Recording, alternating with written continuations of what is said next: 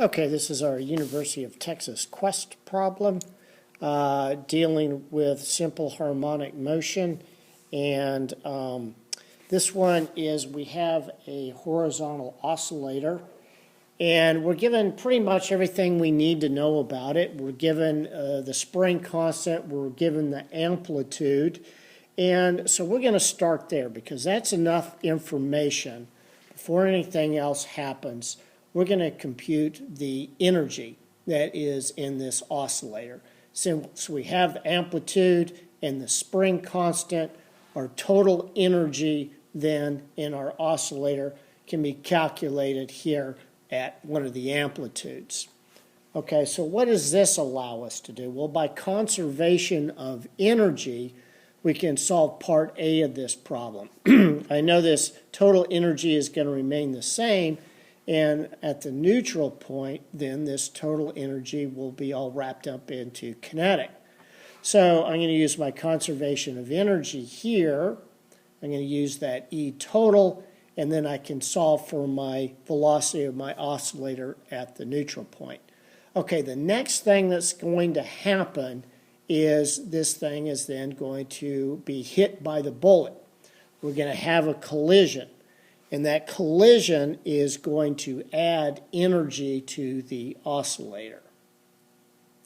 So, I'm going to have a new amplitude because I have more energy due to the collision. I need to find out how much more energy. And I always analyze collisions with conservation of momentum. Right, since this is a completely inelastic collision, most of that kinetic energy of the bullet will not go into the energy of the oscillator. Most of that energy will be lost due to deformation and other means. So that's why we always analyze collisions with conservation of momentum. All right, so what conservation of momentum, let's set this up. Initially, before the collision, we have the mass of the bullet, velocity of the bullet, given the mass of the block and the velocity of the block, which we just finished computing. Now, that momentum must be conserved.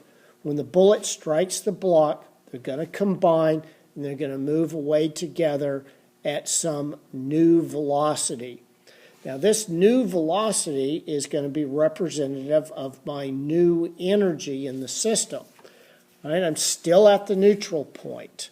So I can calculate the new energy of the oscillator using this V final after the impact. And there we go. I got my new total energy.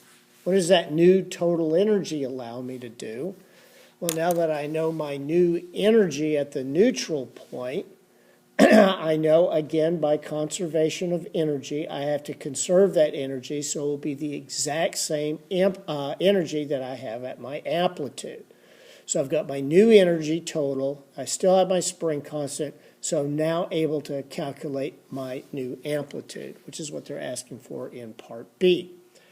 There is other ways to solve this problem with the kinematics equation that they gave you.